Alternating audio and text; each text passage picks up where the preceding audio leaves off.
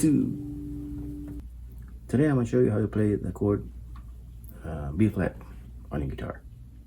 So first finger on the first fret, covering all the strings from the fifth string and all down below, and then the third finger will be on the third fret, covering all the strings, covering the fourth, the third, and the second string, and the first string, and the first pinky string will be mute.